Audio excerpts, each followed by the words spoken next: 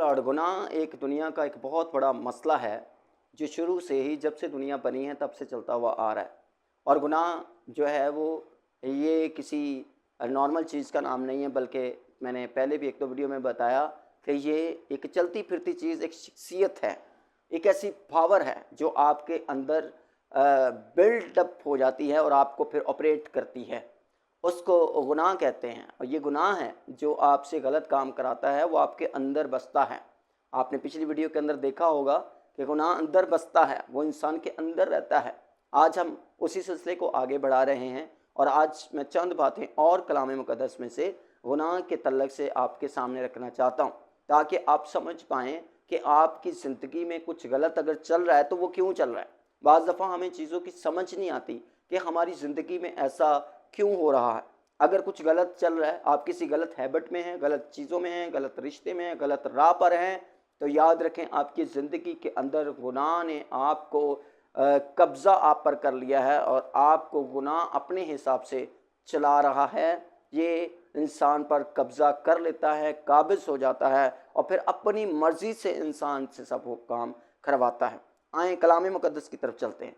Romeo का ख़त जब हम पढ़ते हैं, उसका 6 बाब और उसकी थैंक यू लॉर्ड 11वीं आयत से मैं पढ़ने लगा।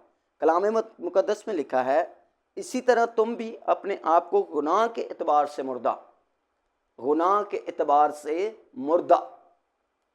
मगर खुदा के एतबार से मसीह यीशु में ज़िंदा समझो। जब इंसान गुनाह के अंदर होता है तो वो गुनाह के एतबार से ज़िंदा होता है, यानी वो गुनाह जब करने की बारी आएगी तो वो बिल्कुल जितना ज़िंदा शख्स जो है वो एक्शन लेता है, काम करता है, इसी तरह गुनाह के एतबार से जब लोग ज़िंदा होते हैं वो हर वक्त गुनाह करने के लिए तैयार रहते हैं। उनको मौका चाहिए, किसी न किसी तरह से उनको मौका चाहिए, और जैसे ही उनको मौका मिलता है वो उस गुनाह को कर देते हैं। कलाम मुक़द्दस में लिखा है, गुनाह के एतबार से मुर्दा मगर खुदा के एतबार से मसीह यीशु में ज़िंदा समझो। 12वीं आयत, बस गुनाह तुम्हारे फ़ानी बदन में बादशाही ना करे। बस गुनाह तुम्हारे फ़ानी बदन में, गुनाह बदन और बादशाही, गुनाह बदन और बादशाही। बदन आपका है लेकिन गुनाह क्या करता है, उस बदन पर बादशाही करता है। लेकिन कलाम कहता है, पौलुस रसूल ने रोमन की कलीसिया को ये कहा कि ऐसा नहीं होना चाहिए। बस गुनाह तुम्हारे फ़ानी बदन में, ये बदन जो फ़ानी है, जो ख़त्म हो जाएगा, जो एक ना एक दिन इसकी एक एक्सपायरी डेट है, एक्सपायर हो जाएगा, डेड कहलाएगा। कहता है तुम्हारे फ़ानी बदन पर इस गुनाह की बादशाही नहीं होनी चाहिए। बादशाही का मतलब क्या है, किंगडम का मतलब क्या है, हुकूमत का मतलब क्या है? इसका मतलब यह है कि गुनाह एक बादशाह की तरह आपकी ज़िंदगी में बैठ जाता है। गुनाह एक बादशाह की तरह आपकी आंखों में, आपके कानों में, आपकी ज़ुबान में, आपकी गले में बैठ जाता है और वो बैठकर बादशाह की तरह उस हुक्म को सादर करता है। कहता है तुम्हारे फ़ानी बदन में ये गुनाह जो है ये क्या ना करे, बादशाही ना करे कि तुम उसकी ख्वाहिशों के ताबे रहो। गुनाह की ख्वाहिशें हैं, जैसे मैंने कहा कि गुनाह एक जीती जागती शख्सियत है, शख्स है, और हर शख्स की ख्वाहिश होती है और गुनाह की कुछ ख्वाहिशें हैं। गुनाह की ख्वाहिशें हैं और गुनाह के पास बदन नहीं है। गुनाह को एक बदन की ज़रूरत है और वो आज इंसान के बदन को इस्तेमाल करता है, और ना सिर्फ इस्तेमाल करता है बल्कि कलाम कहता है वो बादशाही करता है। वो तुम पर बादशाही ना करे। बस गुनाह तुम्हारे फ़ानी बदन में बादशाही ना करे कि तुम उसकी ख्वाहिशों के ताबे रहो। गुनाह ये चाहता है कि आप उसके ताबे रहो। गुनाह चाहता है कि आप जो कुछ भी गुनाह की ख्वाहिश है उसके ताबे रहकर उसकी ख्वाहिश को पूरा करते रहो। वो आंखों का इस्तेमाल करता है, वो मुंह को इस्तेमाल करता है, वो आपके अल्फाज को इस्तेमाल करता है, वो आपके कानों को इस्तेमाल करता है, आपके कदमों को इस्तेमाल करता है, आपके दिल को इस्तेमाल करता है अपनी ख्वाहिशों को पूरा करने के लिए। गुनाह तुम्हारे फ़ानी बदन पर बादशाही ना करे। अगर आपकी ज़िंदगी में गुनाह ही गुनाह, गुनाह ही गुनाह, गलत ही गलत, हर वक्त आप गलत सोचते हैं, गलत देखते हैं, गलत सुनते हैं, गलत करते हैं, गलत बोलते हैं, तो याद रखें आज मैं आपको बताना चाहता हूं आपकी ज़िंदगी के अंदर एक बादशाह मौजूद है जो बादशाही कर रहा है, वो गुनाह है। उसकी वजह से आप ये सब कुछ कर रहे हैं। کیونکہ برا بولنا، غلط سننا، غلط دیکھنا، غلط کرنا، غلط رہنا، غلط سوچنا، یہ گناہ کی خواہش ہے، اور یہ ساری خواہشیں وہ آپ سے پورا کروا رہا ہے، کیونکہ گناہ آپ کی زندگی کے اندر بادشاہ کی طرح کام کرتا ہے اور کر رہا ہے۔ یہ نہ کرے۔ رومیو کے خط میں لکھا ہے کہ یہ بادشاہی نہ کرے۔ آگے کیا لکھا ہے؟ اور اپنے اعضاء،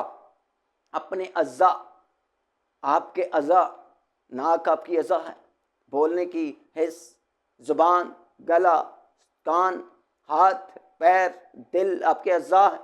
کہتا ہے اور اپنے اعضاء ناراستی کے ہتھیار ہونے کے لیے، آپ کے اعضاء کو ناراستی کے ہتھیار بنا دیتا ہے۔ وہ ہتھیار کے طور پر استعمال کرتا ہے آپ کے کان کو، ہتھیار کے طور پر استعمال کرتا ہے اپنی زبان کو، ہتھیار کے طور پر استعمال کرتا ہے آپ کی آنکھوں کو، ہتھیار کے طور پر استعمال کرتا ہے آپ کے سوچنے کو، اور کس کے لیے؟ ناراستی کا ہتھیار بنا دیتا ہے، تاکہ اس سے ناراستی پھیلے اور آپ بھی ناراض ہوتے جاتے ہیں، کیونکہ آپ کے اندر، آپ کی زندگی کے اوپر ایک بادشاہی کر رہا ہے، اور وہ گناہ ہے۔ میری بہن، میرے بھائی، اگر آپ نے اس ویڈیو کو اس لمحے تک سنا ہے تو ضرور آگے بھی سنیے گا۔ آپ کو اس سے آزادی پانے کی ضرورت ہے، آپ کو اس سے چھٹکارا پانے کی ضرورت ہے، آپ کو اس بادشاہ کو اپنی زندگی سے نکالنے کی ضرورت ہے۔ یہ آپ پر آپ کی مرضی کے بغیر حکومت نہیں کر سکتا، آپ کی زندگی میں یہ آپ کی اجازت کے بغیر رہ نہیں سکتا۔ Thank you lord, thank you Jesus. کلام کہتا ہے ناراستی کے ہتھیار ہونے کے لیے گناہ کے حوالے نہ کیا کرو، نہ کیا کرو۔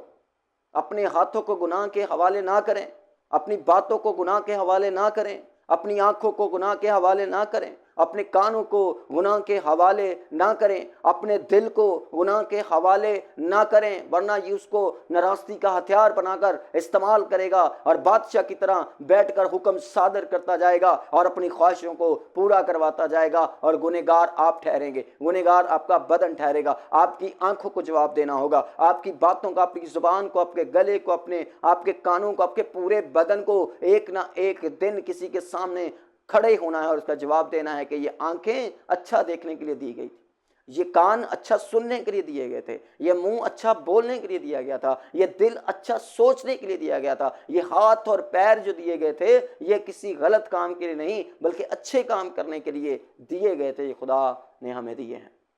Thank you lord. کلام کہتا ہے بلکہ اپنے آپ کو مردوں میں سے زندہ جان کر خدا کے حوالے کرو۔ ہاللیلویہ۔ کس کے حوالے کرنا ہے؟ گناہ کے حوالے نہیں، بلکہ اپنے آپ کو خدا کے حوالے کریں، اپنے بدن کو خدا کے حوالے کریں۔ کلام مقدس میں لکھا ہے اپنے بدن ایسی قربانی ہونے کے لیے نظر کر دو، پیش کر دو۔ اپنے منہ کو خدا کے حوالے کر دیں، اپنی آنکھوں کو خدا کے حوالے کر دیں، اپنے کانوں کو خدا کے حوالے کر دیں، اپنے دل کو خدا کے حوالے کر دیں، خدا کے حوالے کرو۔ کیا لکھا ہے آگے؟ اور اپنے اعضاء راست بازی کے ہتھیار ہونے کے لیے۔ یہی اعضاء آپ کے راست بازی کے ہتھیار ہونے کے لیے استعمال ہو سکتے ہیں، لیکن آپ کو ان ہاتھوں کو، ان اعضاء کو خدا کے حوالے کرنے کی ضرورت ہے، اس بادشاہی سے چھوٹنے کی ضرورت ہے، اس بادشاہی سے نکلنے کی ضرورت ہے۔ ان چیزوں سے نکل کر آپ خدا کے ساتھ ساتھ چل سکتے ہیں، خدا کے ساتھ بیٹھ سکتے ہیں، خدا کی حضوری میں جا سکتے ہیں۔ Thank you lord, thank you Jesus. ہونے کے لیے خدا کے حوالے کرو، اس لیے کہ گناہ کا تم پر اختیار نہ ہوگا، کیونکہ تم شریعت کے متحد نہیں بلکہ فضل کے متحد۔ آپ فضل کے متحد، گناہ کے اختیار آپ پر نہیں ہونا چاہیے۔ اپنے آپ کو چیک کریں۔ آئے میری بہن، میرے بھائی، ضرور اپنے آپ کو چیک کریں، آپ کہاں پر ہیں۔